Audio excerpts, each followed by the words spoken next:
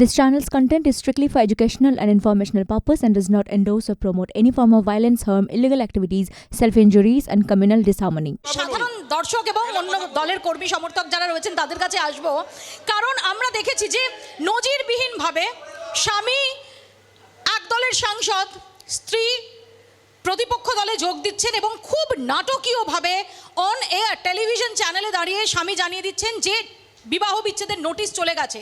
এরপর থেকে গত 3 বছরে নানান ঘাত প্রতিঘাত, বিধানসভা নির্বাচনেও আমরা এই সুজাতা মণ্ডলকে তৃণমূল কংগ্রেসের টিকিটে দাঁড়াতে দেখেছি, আমরা পঞ্চায়েতে দাঁড়াতে দেখেছি, এবার একেবারে লোকসভায় তিনি প্রাক্তন স্বামীর সঙ্গে সম্মুখ সমরে। কিন্তু শুধুমাত্র এই পারিবারিক বিবাদই কি সাধারণ মানুষ বিচার করে ভোট দেবেন, নাকি আসলে তার সঙ্গে রুটি কাপড়া মাকানের যে বেসিক ইস্যুগুলো সেগুলো একই রকমভাবে বা আরও বেশি করে সেগুলো সামনে আসবে? তাই নিয়ে কি বলছেন একটু দেখবো যে এখানে সাধারণ মানুষরা কি বলছেন। যাদের প্রশ্ন রয়েছে হাত তুলুন প্লিজ। দেখুন, বলার কিছু নেই, আমি ওনাদের ব্যক্তিগত ব্যাপার নিয়ে আমি যাচ্ছি না, কোনো মতামত করতে।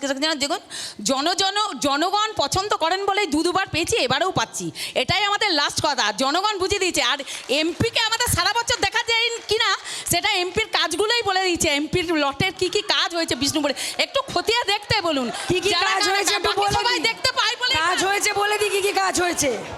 সেটা হলো নিজের বউকে ঘর থেকে রাত্রি 3:30টায় বার করে দিয়ে শিলিগুড়ির বিজেপির জেলা সভাপতি অভিজিৎ রায়চৌধুরীর স্ত্রীর সাথে থাকাটা কাজ হয়েছে। এখন উনি অভিজিৎ রায়চৌধুরীর স্ত্রীকে নিয়ে থাকেন, ওকে নিয়ে ফুর্তি মারেন, এই কাজটা হয়েছে, আর কোনো কাজ হয়নি। কিন্তু সুজাতা, এর বাইরে সাধারণ মানুষের জন্য যে বিষয়গুলো, এগুলো তো একদম পারিবারিক বিষয়। বলি ঘটনাটার কথা আমি বলি, কোনো কাজ করেননি। শুনুন, বলেছিল স্টেডিয়াম করবে গোল্লা, বলেছিল লাইট বসাবে গোল্লা, বলেছিল সমস্ত মন্দিরগুলোতে লাইটিং করবে গোল্লা, বলেছিল শানেশ্বর মন্দিরের সংস্কার করবে গোল্লা, এসআই করছে, কিছু কাজ করেনি। মানুষ এবার গোহারান হারিয়ে তাকে বিষ্ণুপুর ছাড়া করবে। এক সেকেন্ড। আমার ভারতীয় জনতা পার্টির যিনি প্রতিনিধি রয়েছে তার কাছে প্রশ্ন রয়েছে। একেবারেই ঠিক কথা যে ভারতবর্ষের মানুষ, বাংলার মানুষ ভোট দেবে কিন্তু উন্নয়ন হয়েছে না উন্নয়ন হয়নি দেখে। তো ওনাদের বিজেপির সাংসদ এত বছর সময় পেয়েছিলেন, কেন বিষ্ণুপুরটা এত বড় একটা মন্দির নগরী হওয়া সত্ত্বেও কেন ওয়ার্ল্ড হেরিটেজ তকমার জন্য তিনি একবারও গলা ফাটালেন না? ঠিক বলার দরকার নেই তো, উনি শিলিগুড়িতে উন্নয়ন করছিলেন। শুনুন দিদি, সুজাতা, না বিষ্ণুপুর শিলিগুড়ি থেকে চলবে না, বিষ্ণুপুরের মেয়ে শিলিগুড়ি থেকে চলবে না। দেখুন, উত্তরটা দিতে হবে তো। আমি সুজাতাকে বলবো, অনুরোধ করবো যে বিষ্ণুপুর শিলিগুড়ি থেকে চলবে না। সুজাতা থামতে বলে থামতে হবে। আমি বলছি আমি বলছি বলুন। জয় ভালো কোশ্চেন করেছে, জয় ঠিক আছে, কিন্তু আমি বলছি যে বিষ্ণুপুরের উন্নয়ন হচ্ছে কি হয়নি সেটা দায়িত্ব কি মুখ্যমন্ত্রীর নয়? মুখ্যমন্ত্রী তো একবারও তার প্রশাসনিক সভায় ডাকেনি। কেন মুখ্যমন্ত্রী তার প্রশাসনিক সভায় কেন ডাকেননি? কিসের মুখ্যমন্ত্রী? মুখ্যমন্ত্রী দলীয় সভা করবে, 15 লাখ পয়সাও দেননি। আপনারা বলেছিলেন 2 কোটি বেকারের চাকরি দেব, 2 লোকেরও চাকরি দেননি।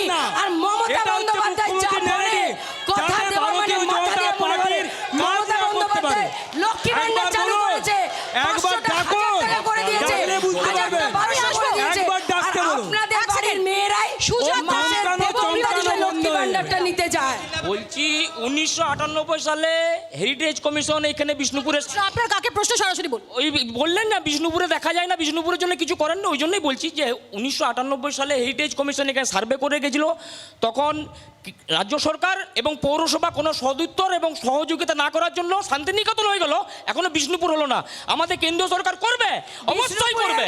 বিষ্ণুপুরে ওয়ার্ল্ড হেরিটেজ সিটি, সেখানে আজ পর্যন্ত আর্কিওলজিক্যাল সার্ভে অফ ইন্ডিয়ার যে মন্দিরগুলো আছে সেগুলোর কাজ হচ্ছে। শাক দিয়ে মাছ ঢাকবেন না, শাক দিয়ে মাছ ঢাকবেন না। বিজেপিকে বলছি, আপনাদের সাংসদের চরিত্র মানুষ জেনে গেছে, শাক দিয়ে মাছ ঢাকবেন না। আর কার প্রশ্ন আছে পেছন দিকে দেখি? যাদের প্রশ্ন আছে হাত তুলুন। বিষ্ণুপুরের মানুষ তাদের পারিবারিক সম্পর্ক নিয়ে ভোট কিন্তু দেবে না।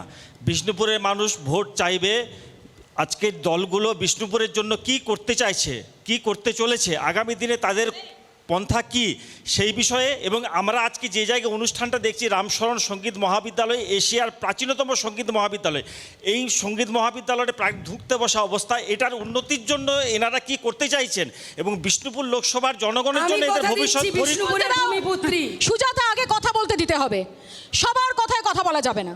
আমি যাব, বলবো, তারপর বলতে হবে, প্লিজ।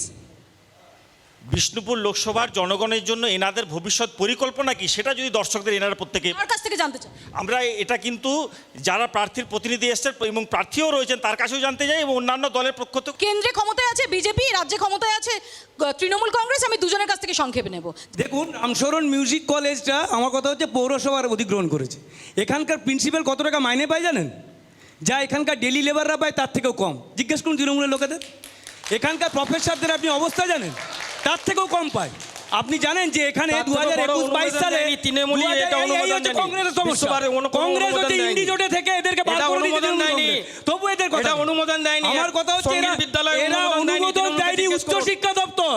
2021-22 সালে এটাকে অ্যাপ্রুভাল দিয়েছিল এখানে বাঁকুড়া বিশ্ববিদ্যালয়, অনুমোদন দেয়নি, বাঁকুড়া বিশ্ববিদ্যালয় অনুমোদন দেয়নি। তৃণমূল কংগ্রেস উত্তর দিই, আপনি রামশরণ মিউজিকের অবস্থা দেখুন, এটা পরিষ্কার করার লোক নেই। আপনি দেখুন, দেখুন অবস্থাটা, এরা করবে উন্নয়নের কথা। আমার প্রশ্ন মনোজবাবুকে, যে এই এতক্ষণ আধ ঘন্টা প্রোগ্রামটা চললো, তার 25 মিনিট পারিবারিক কোন্দল নিয়ে চললো। এখন আপনারা বলুন, বামপন্থীরা রুটি রুচি মাকান এই নিয়ে আপনারা কি ভাবছেন গোটা দেশকে এগিয়ে নিয়ে যাওয়ার ব্যাপারে? মনোজবাবু না, বলতে দিতে হবে। সুজাতা, সারা দেশে এই কর্মসূচি নিয়েই বামপন্থীরা লড়ছে। সেটা হচ্ছে আমাদের দেশের সবথেকে ভয়ঙ্কর সমস্যা কর্মসংস্থান। আমাদের দেশের পড়াশোনা জানা ছেলে মিলে তাদের কর্মসংস্থানের সমস্যা, পড়াশোনা কম জানা, পড়াশোনা না জানা, সর্বস্তরের মানুষের কর্মসংস্থান সবথেকে ভয়ঙ্কর জায়গায় আছে। এই দুটো সরকারি, রাজ্য এবং কেন্দ্রে, সব থেকে ভয়ঙ্কর জায়গায় এটা পড়েছে। সেই জন্য আমরা আমাদের সারা দেশে এই দাবি একবারে গ্রামীণ স্তরে দেব। আমাদের গ্রামীণ স্তরে 100 দিনের কাজকে 200 দিন করতে হবে। এক মিনিট, সারা দেশে আমাদের 200 দিনের কাজ করতে হবে, 700 টাকা দৈনিক মজুরি দিতে হবে। এর মধ্য দিয়ে গ্রামীণ কর্মসংস্থানের একটা বড় সুযোগ খুলে যাবে। আমাদের দেশের পড়াশোনা জানা ছেলেমেয়েদের কাজ করবার জন্য কেন্দ্রের প্রায় 15 লক্ষ কর্মসংস্থান বাকি আছে। এখানে তো যখন এই কথাগুলো বলেন তখন একটা প্রশ্ন আপনাদের ফেস করতে হবে, বিশেষ করে যখন নির্বাচনটা লোকসভা নির্বাচন। এটা তো ঠিকই যে 2004 সালে হরকিষেণ সিং সুরজিতের যে রাজনৈতিক প্রজ্ঞা, তার পরিপ্রেক্ষিতে আপনারা সমর্থন দিয়েছিলেন UPA 1-কে। আপনাদের কথা মতো আপনারা ওয়াচডগ হিসেবে ছিলেন। এটা ঘটনা যে বেশ কিছু গুরুত্বপূর্ণ ক্ষেত্রে সেই সময় বামেদের যে পার্টিসিপেশন, সেটা একটা চেকিং পয়েন্ট হয়েছিল। তারপর যে জিনিসটার কেউ কোনো ব্যাখ্যা দিতে পারলো না, আপনারা এইসব নিয়ে ভাবেন আপনারা তো অসামরিক পরমাণু চুক্তি নিয়ে সরকার ফেলে দিয়ে চলে আসবেন, তারপর আপনারা নিজেদের নাম্বারও নামিয়ে নেবেন। আপনারা সরকারের চালিকা শক্তি হবেন কি করে? আমি বলি এসডি অফিসে, বিডি অফিসে একটু খোঁজ নিন। উনি আমাকে জিজ্ঞাসা করেছেন, আমাকে একটু বলতে দেন। 300 টাকা 500 টাকা আমাকে জিজ্ঞাসা করেছে, আমাকে উত্তরটা দিতে দেন। আমি শুধু আপনাদের বলবো যে এইটা একটা, এই বিজেপি এইসব কথা বলে কোনো মানি হয় না। আমাদের এটা নীতিগত একটা অবস্থান ছিল।